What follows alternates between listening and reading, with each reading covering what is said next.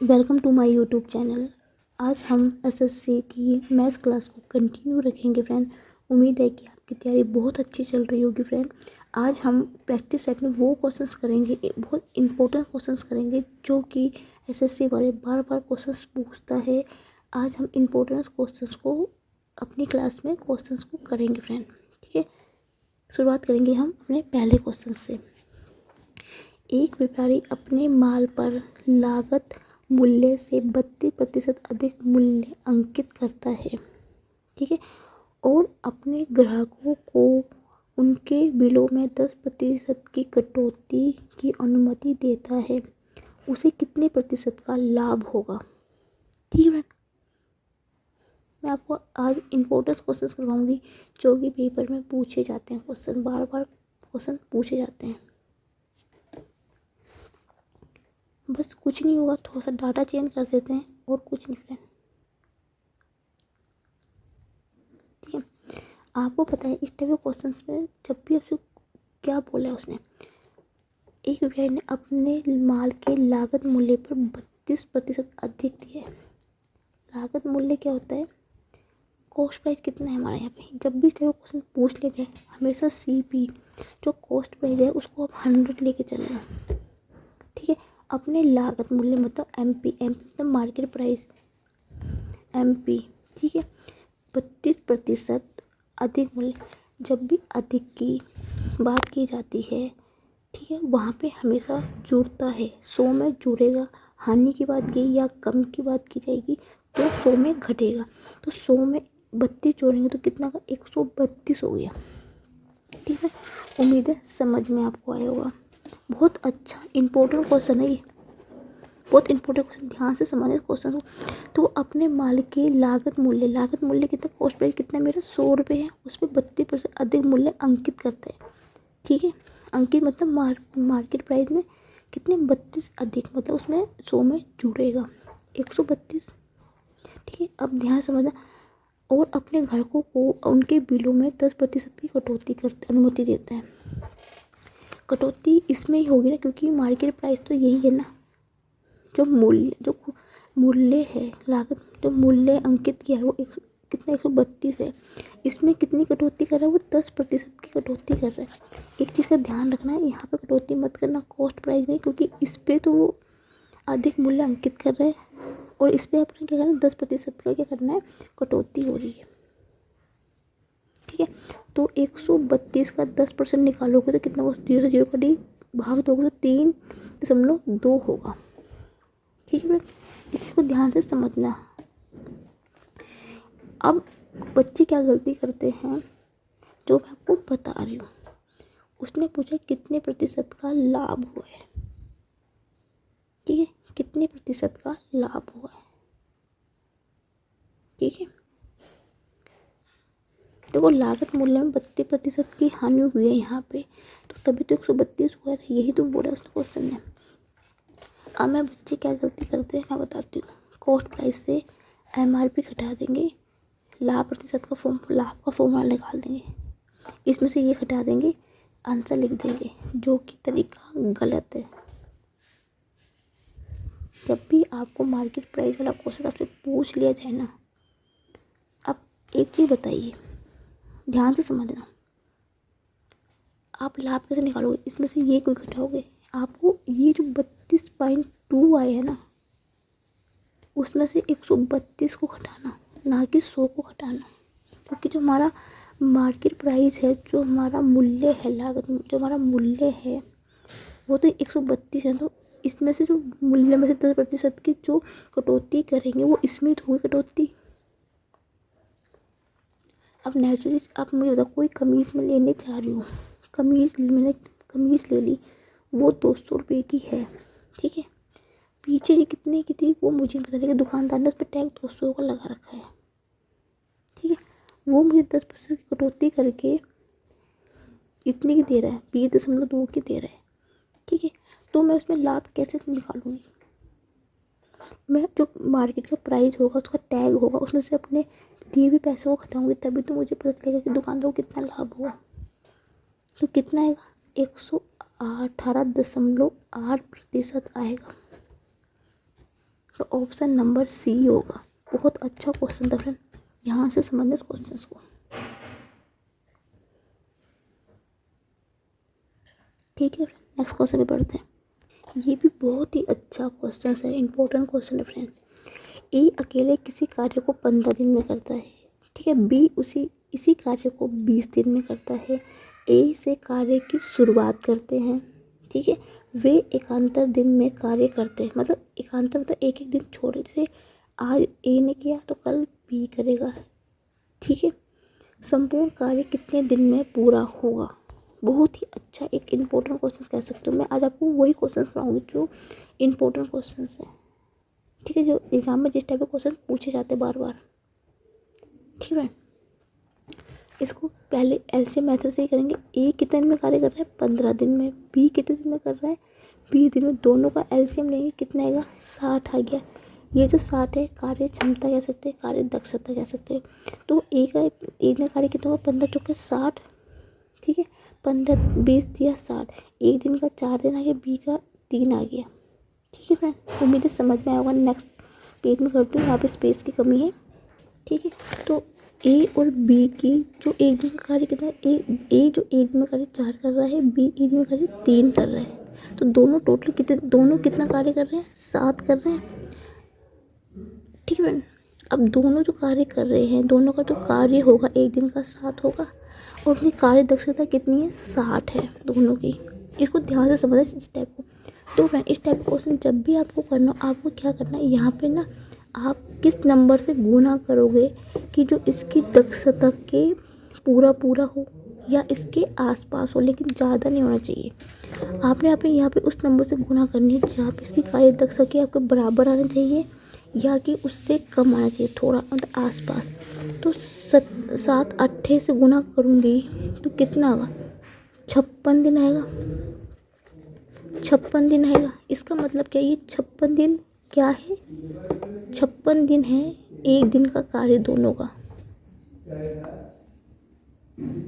ठीक है। और उसने क्या बोला है, एक चीज़ को ध्यान से समझना फ्रेंड, ठीक है, ध्यान से समझना, ठीक है, ध्यान से समझना क्वेश्चंस को, ठीक है। अब 56 कार्य जो है ये क्या है, ये कार्य हो चुका है, मतलब ए और बी ने ये कार्य कर चुका है, ठीक है। अब कार्य कितना बचेगा, तो जो दोनों ने काम मिलकर किया वो 60 दिन में किया, ठीक है। ध्यान से समझना, जो दोनों ने काम किया है 15 दिन में और 20 दिन में, उन्होंने 60 दिन में किया है, ठीक है। एक दिन में कितना कार्य किया उन दोनों ने मिलकर, 56 कार्य किया। तो शेष कार्य कितना बचेगा, 60 में से 56 घटा दो तो 4 कार्य बचेगा। अब ध्यान से समझना इस चीज़ को। अब ये जो 4 कार्य है वो ए कर रहा है अकेला, क्यों, क्योंकि उसने बोला है कि ए से शुरुआत हो रही है। जो शेष कार्य बचेगा, जो 4 कार्य बचेगा वो ए ही तो करेगा, क्योंकि उसने बोला है कि ए से कार्य की शुरुआत हो रही है, ठीक है फ्रेंड, इतना समझ में आया। अब उसने पूछा कि टोटल कार्य कितने दिनों में करेगा। ध्यान से समझना, ध्यान से, टोटल कार्य कितने दिन में करेगा वो, ठीक है फ्रेंड। अब इस चीज़ को यहाँ समझने की कोशिश करना, या तो कोई ये स्टेप यहाँ करो या आप ये स्टेप यहाँ भी कर सकते हो, ठीक है। ए और बी का 2 दिन का कार्य कितना हुआ, 2 गुना ये जो 8 की गुना मैंने यहाँ पे किया, तो गुना 8 की गुना यहाँ भी होगी, 16 दिन हो गया। कैसे, आप ये भी चीज़ समझ में नहीं आई तो उसको भी छोड़ दो। तो आप देखो, यदि एक दिन का ये जो शेष कार्य ए 4 दिन में कर रहा है, ठीक है, ए जो कर रहा है, तो ए और बी दोनों कितने दिन में करेंगे इस कार्य को, 2 दिन का कार्य कितना होता है, 2 गुना 8 होगा ना, 4 दिन का ए का कार्य, 4 दिन का कार्य बी का कार्य, 8 होगा तो कितना हो गया, 16 आ गया। यहाँ पे आंसर ख़त्म नहीं है, क्यों, क्योंकि उसने बोला है कि वह कार्य एकांतर दिन में कर रहे, एक दिन में कर रहे हैं, तो एक यहाँ पे ऐड होगा, तो 17 इसका बिल्कुल राइट आंसर होगा फ्रेंड, बहुत ही इम्पोर्टेंट, बहुत ही अच्छा क्वेश्चन है। एक बार फिर समझाती हूँ उस क्वेश्चन को मैं आपको। देखो, पहले हमने क्या ए और बी का कार्य ले लिया, दोनों का एक दिन का कार्य निकाल दिया, ठीक है ना। देखो उसकी दक्षता कितनी है, 8, ठीक है। दोनों का एक दिन कार्य कितना हो गया, 7, ठीक है फ्रेंड। दोनों का एक दिन कार्य कितना हो गया, 7 हो गया। मुझे ऐसी गुणा करनी है यहाँ पे जो कि इसके कार्य दक्षता के आसपास हो या इसके बराबर हो। 56 हो गया, ठीक है। अब देखो 56 एक दिन का कार्य दोनों ने कर चुके हैं और दोनों का 15-20 दिन कार्य 60 है, तो कितना काम बचेगा। यदि मैं इस कार्य से इस कार्य को घटा दूँ तो 4 बचेगा, 4 शेष कार्य बचेगा ए, जिसको ए अकेला करेगा। क्यों? क्योंकि उसने बोला कि ए कार्य की शुरुआत करते हुए, क्योंकि ए शुरुआत कर रहा है, बी नहीं कर रहा है मतलब, तो बचा हुआ कार्य क्या करे, ए करेगा अकेला, ठीक है। अब मैं आप सोचोगे यहाँ पे, देखो अब एक चीज़ को ध्यान से समझना, मैंने यहाँ पे 2 क्यों लिखा। ए क्या है, एक दिन में कर रहा है, तो दूसरे दिन में कौन करेगा, बी करेगा। फिर तीसरे दिन में ए करेगा, चौथे दिन में बी करेगा। ऐसे तो एक अंतर क्या होता है, एक अंतर यही तो होता है कि एक दिन में ए करेगा, दूसरे दिन में बी करेगा, तो 2 दिन का कार्य कितना होगा इनका। अब ध्यान समझ, मैंने 8 क्योंकि ए अकेला 4 दिन में कर रहा है, तो बी कितना करेगा, 4, दोनों एक दिन में 4 करेगा। 2 की गुणा क्यों करी, क्योंकि ए शेष 2 दिन का कार्य कितना हो, ए अकेला 4 दिन में कर रहा है एक दिन में, तो 2 दिन में कितना करेगा, 8 करेगा, 16 हो गया। अब दोनों क्या अंतर दिन में कार्य कर रहे, तो ए का बी का कार्य यहाँ पे मैंने जोड़ दिया, 17 इसका बिल्कुल राइट आंसर आएगा फ्रेंड। नेक्स्ट क्वेश्चन पर बढ़ते हैं फ्रेंड। नेक्स्ट क्वेश्चन है, ये भी इम्पोर्टेंट क्वेश्चन है, परीक्षा में इस टाइप के क्वेश्चन पूछे जाते हैं बार बार, ठीक है। यदि राकेश क्रमशः 30 किलोमीटर, 25 किलोमीटर प्रति घंटा, 20 किलोमीटर प्रति घंटा से 3 समान दूरी तय करता है, तो पूरी यात्रा के दौरान उसकी औसत गति क्या होगी। एसएससी जीडी में इस बार काफ़ी क्वेश्चन पूछे गए थे औसत गति के ऊपर, 2-3 क्वेश्चन बन रहे थे इस पर। इस टाइप का क्वेश्चन जब भी आपसे पूछ लिया तो पहले आपने क्या करना है, एक लाइन ड्रॉ करके 3 समान तय कर लीजिए। पहले कितना, 30 किलोमीटर प्रति घंटे की चाल से चल रहा है, दूसरा 25 किलोमीटर प्रति घंटे की चाल से चल रहा है, ठीक है, और तीसरा जो चल रहा है 20 किलोमीटर प्रति घंटा, ठीक है फ्रेंड। आपको पता है कि चाल बराबर होता है दूरी बटा समय, ठीक है। अब हमें दूरी दे रखी है, ठीक है, गति से 3 समान दूरी तय करता है, यात्रा के दौरान उसकी औसत गति चल रही है, हमें चाल नहीं पता है। यहाँ पे हम 4 कैसे निकाल सकते, उसने क्या बोला कि समान गति से चल रहा है। आपको जब भी इस टाइप का क्वेश्चन पूछ लिया जाए ना, आपने करना है जो 30, 25, 20 का एलसीएम ले लेना। इसका एलसीएम लोगे 300 आएगा, ठीक है।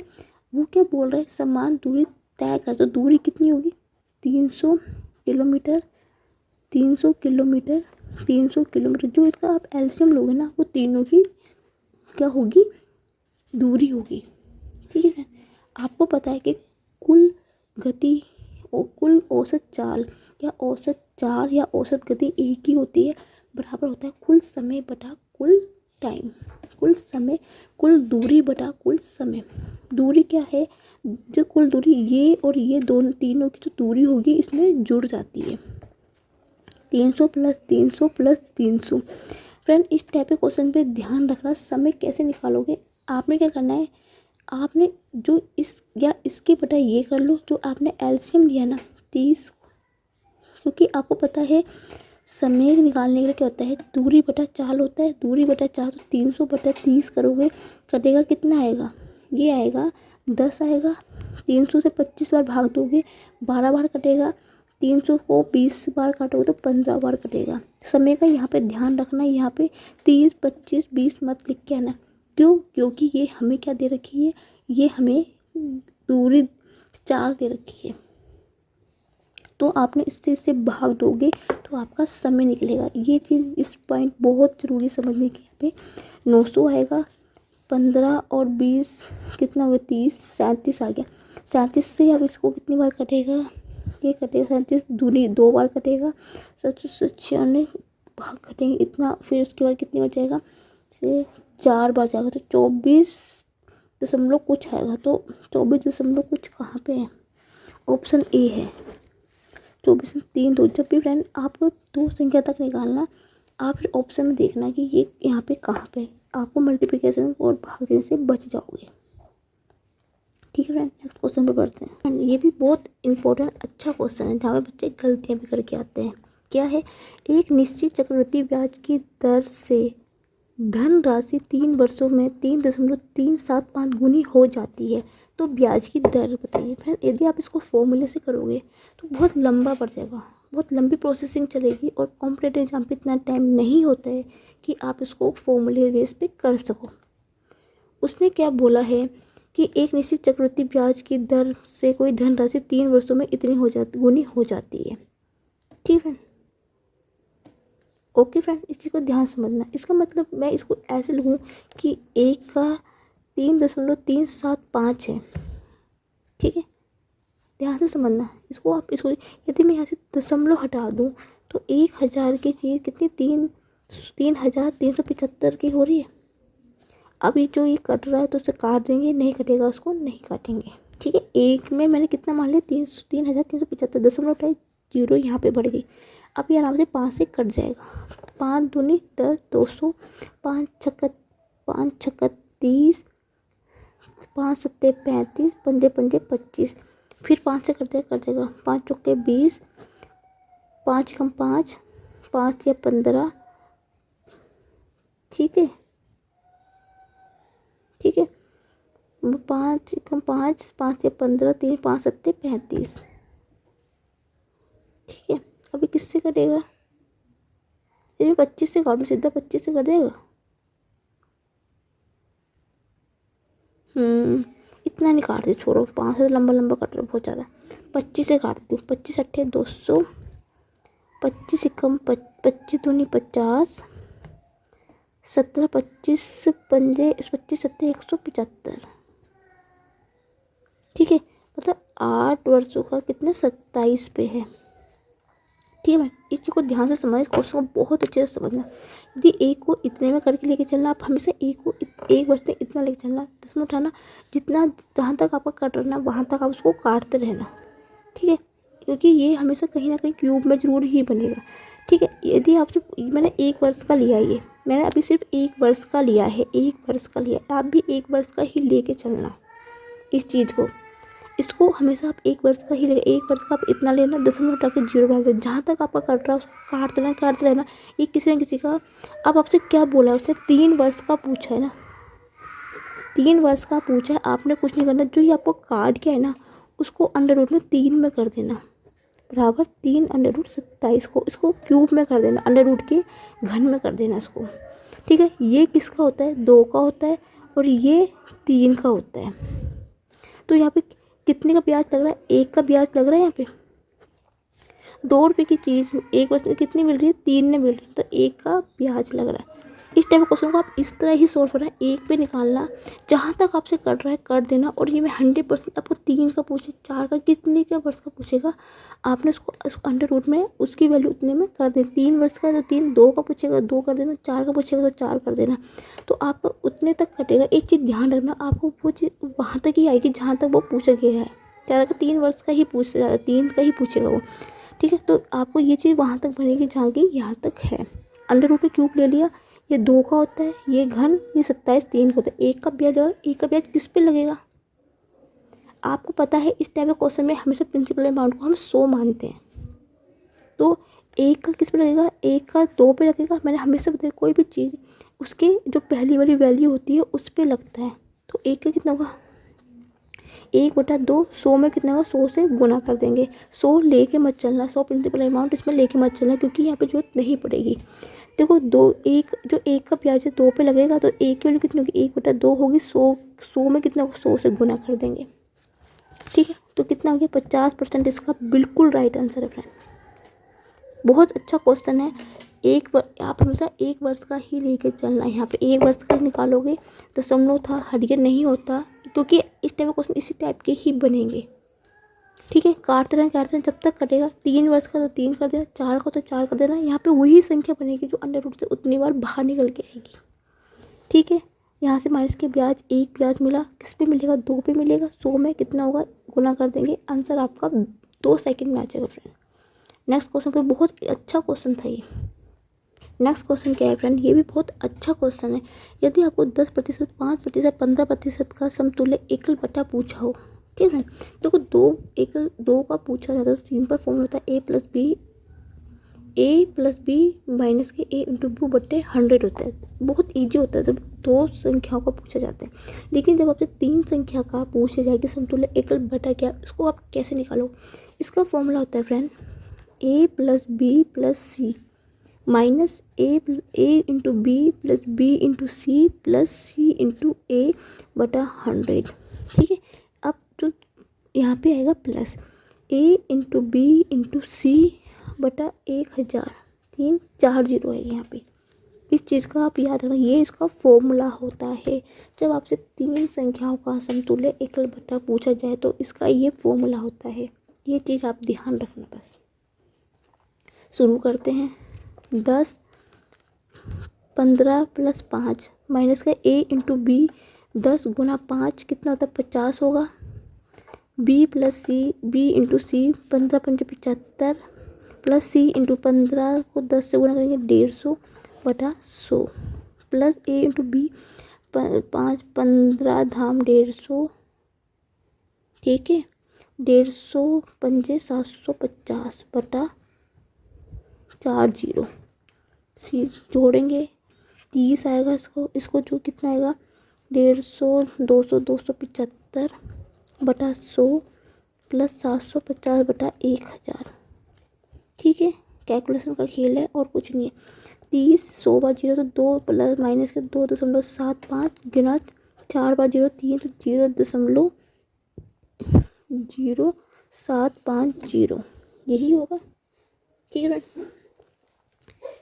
अब क्या करती हूँ मैं, इसको और इसको जोड़ती हूँ तो कितना आएगा 30.075 माइनस का 2.75 घटाऊँगी, कितना बचेगा 5 आएगा, 2 3.27%, 27.325% आएगा। Option number A. कैलकुलेशन का खेल है और कुछ नहीं फ्रेंड इस क्वेश्चन में, बस इस फॉर्मूला याद रखना बस, और आगे सब कैलकुलेशन का है बस। नेक्स्ट क्वेश्चन क्या है फ्रेंड, ये भी बहुत ही अच्छा इंपॉर्टेंट क्वेश्चन है जो बच्चे यहाँ पे गलती करके आते। क्या है, एक बच्चा मिट्टी से बने एक शंकु जिसकी ऊंचाई 24 सेंटीमीटर तथा त्रिज्या 6 सेंटीमीटर है उसे गोले के आकार में ढाल देता है। तदनुसार गोले की त्रिज्या सेंटीमीटर में ज्ञात कीजिए। ठीक है, इस क्वेश्चन को कैसे करेंगे, जब भी फ्रेंड इस टाइप का क्वेश्चन से पूछ लिया जाए कि एक चीज़ से कोई दूसरी चीज़ बनाई जाती है, जैसे देखो एक शंकु से, मिट्टी का एक शंकु है उससे क्या दूसरा क्या गोला बनाया जा रहा है। ठीक है, मतलब शंकु से गोला बनाया जा रहा है। जब भी तो क्वेश्चन से पूछ रहा है कि एक चीज़ से दूसरी चीज़ बनाई जाती है तो उसमें हमेशा एक चीज़ का आयतन बराबर दूसरी चीज़ के आयतन के बराबर होगा। शंकु का आयतन बराबर गोले के आयतन के बराबर होगा। जब भी आपसे ये टाइप का क्वेश्चन पूछ ले कि एक चीज़ से दूसरी चीज़ बनाई जा रही है तो आप उनके आयतन बिना सोचे समझे बराबर करें। शंकु का आयतन होता है 1/3 पाई r स्क्वायर h, ठीक है, और उसका आयतन क्या होता है, उस गोले का 4/3 पाई r क्यूब। देखो फ्रेंड इसमें एक चीज़ ध्यान रखना, आधे बच्चे होते हैं कि शंकु की त्रिज्या दे रखी है तो देखो मैं तो सीधा r से r काटती हूँ, पाई से पाई कर लिया, 3 से 3 कर लिया, तो h बराबर हो गया 4r के। ठीक है, तो r h की वैल्यू में कितनी दे रखी है, 6 दे रखी है। ठीक है, उस और 24 दे रखी है, तो 24 बराबर हो गया 4r के, 4 अट्ठे 4 छक्के 24, तो r के बराबर 6 सेंटीमीटर आ गया। ठीक है फ्रेंड, आप सीधा निकाल दीजिए। आधे बच्चों को कन्फ्यूजन होती है, कहते हैं मैम हमें तो त्रिज्या शंकु की दे रखी है, आप काटो मत, 1/3 पाई r स्क्वायर रहने दो ऐसी, r की वैल्यू 6 गुना 6 लिख दो, h की वैल्यू कितनी है, h की वैल्यू 24 दे रखी है बराबर 4/3 पाई r³ ऐसे भी कर सकते हो, 3 से 3 कट गया, ठीक है, पाई से पाई कट गया, 4 छिक्के 24, तो r³ बराबर हो गया 6³, तो r बराबर कितना हो गया 6 हो गया। सेम ही बात है, आप r से r काट दीजिए, नहीं काटोगे तो ऐसे कर लीजिए, ठीक है फ्रेंड। उम्मीद है समझ में आपको आ गया होगा। जो बच्चे यहाँ पे गलती करते हैं आयतन बराबर नहीं करते हैं, ठीक है, और आपको फॉर्मूले भी याद होने चाहिए। नेक्स्ट क्वेश्चन पे पढ़ते हैं फ्रेंड। नेक्स्ट क्वेश्चन क्या है, एक व्यक्ति अपनी आय का 60% खर्च करता है, ठीक है, उसकी आय में 15% की वृद्धि होने पर वह अपने खर्च में 5% की बढ़ा देता है, तो उसकी बचत कितने प्रतिशत बढ़ जाएगी, ठीक है फ्रेंड। इस टाइप क्वेश्चन को आप कैसे करेंगे, आपने कुछ नहीं करना है, पहले आप आय लिख देना, यहाँ पे खर्च लिख देना, और यहाँ पे क्या लिख देना बचत। पहले क्या बोल रहा है, वो कह रहे हैं अपनी आय का 60% खर्च करते हैं। जब भी टाइप क्वेश्चन पूछे तो आप आय तो अपनी 100% पे होगी ना, 100 ही तो होती है पूरी अपनी आय। अब वो क्या कर रहा है, इसका 60% खर्च कर दे रहे हैं। अब एक चीज़ ध्यान से समझना, उसकी आय 100 है, खर्च वो 60% खर्च कर देता, तो बचत कितनी होगी, 100% में से 40%, 60 को मैं घटा दूंगी तो 40% की उसकी बचत होगी। ध्यान से समझना, उसकी आय 100% है, माना 100% उसकी आय है, ठीक है, खर्च वो 60% कर देता है, तो बचेगी कितनी, बचत कितनी होगी, 40 की होगी। उम्मीद है समझ में आपको इतना आ गया होगा। उसकी आय में 15% की वृद्धि होने पर, मतलब जो आय है 100, उसमें कितनी 15% की वृद्धि हो रही है, ठीक है। उम्मीद है समझ में हो गया, 15% की उसकी वृद्धि हो रही है, ठीक है, कितनी 15% की उसकी क्या हो रही है, वृद्धि हो रही है, ठीक है फ्रेंड। अब ध्यान से समझना है, जब उसकी आय में 15% की वृद्धि हो रही है, तो खर्च कितना होगा, खर्च कितना होगा, 15/60% होगा, यही तो होगा ना। इस चीज़ को ध्यान से समझना फ्रेंड।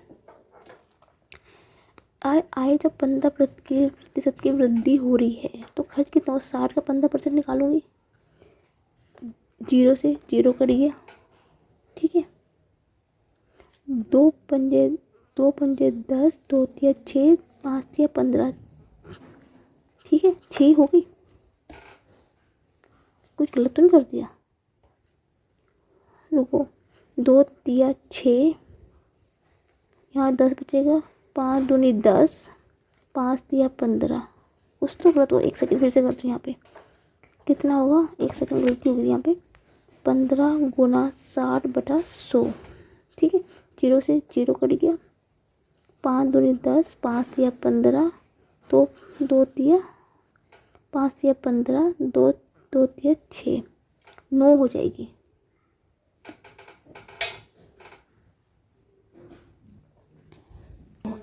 ओहो फ्रेंड, यहाँ पे गलती हो गई है, गलती क्या हुई, सॉरी मैं सोच रही हूँ गलत कैसे हो रहा है, फिर से करती हूँ उस क्वेश्चन को, गलती होगी फ्रेंड, सॉरी, यहाँ पे मैं वही सोची गलती गलत कैसे हो गया यहाँ पे मेरा, ठीक है, ये आय है, ये खर्च है, और ये बचत है। कहाँ गलती हुई थी मैं आपको समझाती हूँ, मैं वही सोची 100% है, खर्च कितना कर रहा है 60% करता है, बचत कितनी हो रही है 40 की हो रही है, तो वो कितनी आय में उसको 15% की बढ़ोतरी हो रही है, ठीक है फ्रेंड। अब ध्यान से समझना, उसने बोला जब आय में 15% की वृद्धि हो रही तो वो अपने खर्च में 5% को बढ़ा दे रहा है, ठीक है। मेरे से यहाँ गलती हो गई थी कि यहाँ पे क्या है 5% बढ़ा दे रहे हैं, 15 नहीं आएगा तो 60 का 5% निकलेगा, 0 से 0 कट गया, 5 दूनी 10, 5 तिया 2 तिया 6, 3 आएगा यहाँ पे, मेरे से यहाँ 15 नहीं आएगा, क्योंकि उसमें लिखा था कि वो अपने खर्च में भी 5% की वृद्धि करता है। ये मेरे से यहाँ गलती होगी फ्रेंड, आप मत गलती करते हैं ना, कभी कभी हमसे भी गलती हो जाती है, ऐसा नहीं। तो फ्रेंड अब एक चीज़ समझना, यदि 15% की वृद्धि हो रही तो 15 हो रहा है, खर्च में 5% की वृद्धि हो रही तो 3 हो रहा है, ठीक है। तो बचत कितनी होगी, ठीक है। अब देखो 15 आए है और 3 खर्च हो गया है, तो बचेगा कितना, 12 बचेगा। ये जो 12 होगा ये एक्स्ट्रा होगा, एक्स्ट्रा खर्चा मतलब जो उसकी बचत होगी। 12 जो होगी बचत ही तो होगी इसकी। ध्यान से समझना, ध्यान से। और ये जो 12 है, जो एक्स्ट्रा 12 है, किस पे निकलेगा? इस 40 पे निकलेगा। 15 रुपये की कमा रहा है, 3 रुपये खर्च कर रहा है, तो कितना बचेगा? 12 बचेगा। जो 12 रुपये बचा वो एक्स्ट्रा बच रहा, वो एक्स्ट्रा किस पे बचेगा? बचत के 40 बनने से 40 पे निकलेगा। तो 12/40 गुना 100, तो 100 में कितना? 100 से गुना कर देंगे। 0 से 0 करेगी, 4 दिया 12, 30% आएगा इसका राइट आंसर। बहुत इंपॉर्टेंट क्वेश्चन था फ्रेंड, ये बहुत अच्छा क्वेश्चन था। फिर से समझाती हूँ। आय 100 है, 60 खर्च कर रहा है, तो बचत कितनी? 40 हुई। आय में 15% की वृद्धि कर रहा है, 15 होगा। खर्च में 5% की बढ़ोतरी कर रहा है, कितना होगा? 5% निकाल दूंगी इसका 60 का, तो कितना होगा? 3 होगा। तो 15 की चीज़ 3 में खर्च कर दे रहा, तो कितना? 12 एक्स्ट्रा हो रहा है। वो एक्स्ट्रा किस पे होगा? इस 40 की बचत पे होगा। तो 100 में कितना? 100 से गुना कर देंगे, आंसर आपके हाथ पे आ जाएगा फ्रेंड। नेक्स्ट क्वेश्चन क्या है फ्रेंड? एक वस्तु का क्रय मूल्य ज्ञात कीजिए जो कि 25% लाभ पर 120 में जाता हो। छोटा क्वेश्चन है, बच्चे गलती करके आते हैं इस क्वेश्चन में।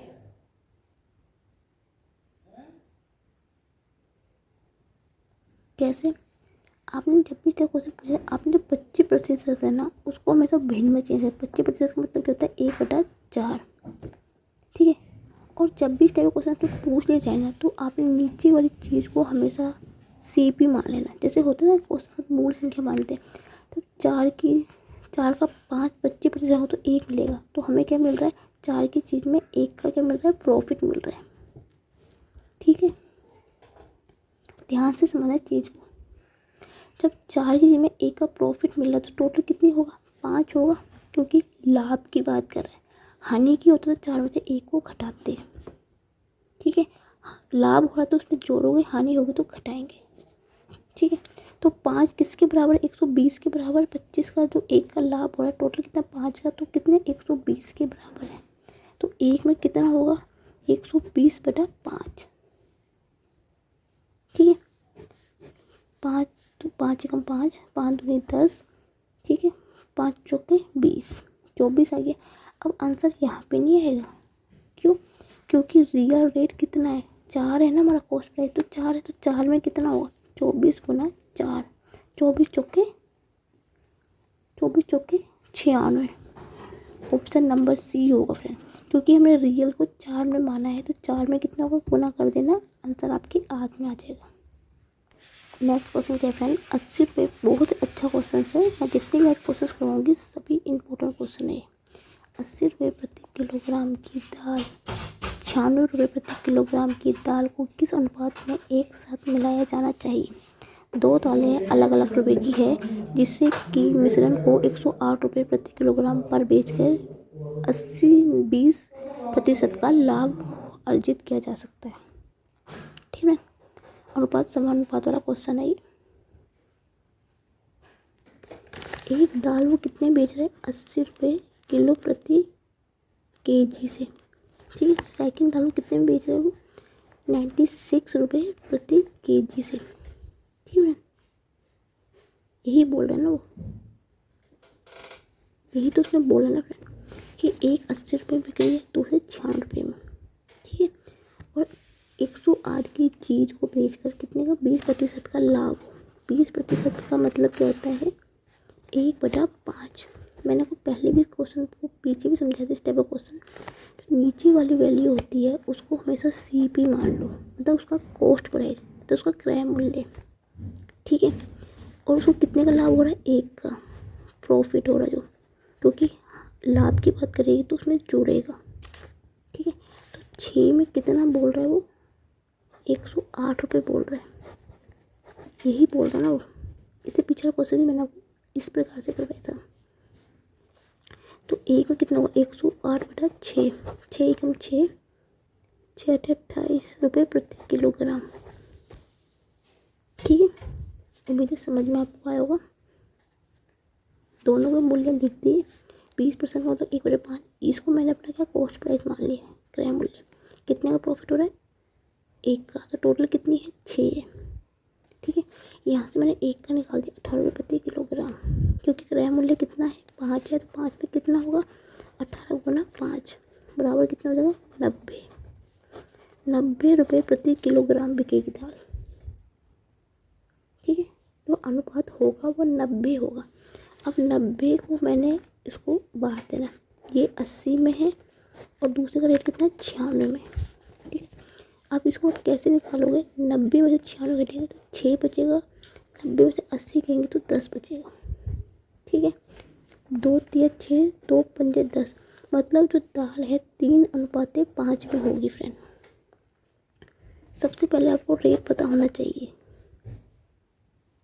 रेट निकालेंगे, जो परसेंटेज है उसको भिन्न में लिखेंगे, जो नीचे वाली वैल्यू की उसको क्रय मूल्य मानेंगे उतने, क्योंकि लाभ की बात है, प्रॉफिट होगा लॉस होगा तो घटाते, तो 6 का इतना, तो 5, क्योंकि क्रय मूल्य रियल रेट 5 में है तो 5 का निकाला, 90 को बांट दिया, तो ये 3:5 में होगा। तो ऑप्शन नंबर बी इसका बिल्कुल राइट आंसर होगा फ्रेंड।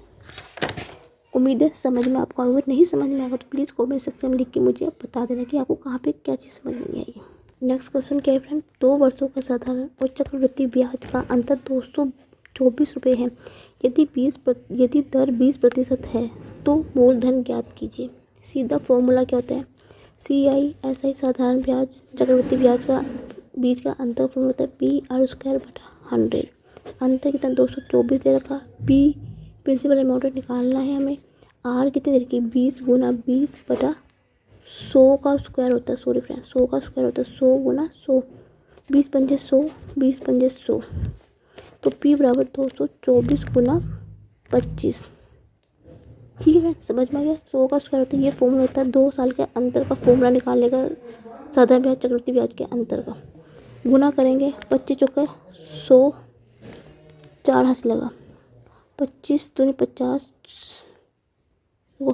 25 चौका 100, 10 हाथ लगेगा, 25 दूनी 50, 60 का 6 हाथ लगा, 25 दूनी 50, 50 हाथ 56। ऑप्शन नंबर सी है। ठीक है फ्रेंड, उम्मीद है समझ में होगा। आज का सेक्शन फ्रेंड मैं यही ख़त्म करती हूँ। उम्मीद है कि मैंने आज आपको क्वेश्चन जो करवाए हैं सभी बहुत इंपॉर्टेंट क्वेश्चन है कि जो परीक्षा में बार बार पूछा जाता है। और फ्रेंड मैं SSC MTSC क्लास रोज़ कंटिन्यू रखती हूँ। आजकल मेरे जो क्लास में चल रहा है मैं आपको बिल्कुल बेसिक से सिखा रही हूँ, सारे क्वेश्चन हर टाइप के क्वेश्चन को मैं लेके चल रही हूँ बिल्कुल जीरो लेवल से। आप मेरे इससे पीछे वीडियो में first part second part third part में दे सकते हो। मैंने आपको परसेंटेज वाले टॉपिक पूरा क्लियर करवा दिया है, संख्या वाले क्वेश्चन करवा सके और चाल वाले क्वेश्चन मैंने करवा दिए हैं। और कल भी इस क्लास को कंटिन्यू रखेंगे। यदि आपको मेरा सेक्शन अच्छा लगे तो please like my video, comment video and thank you for watching my video.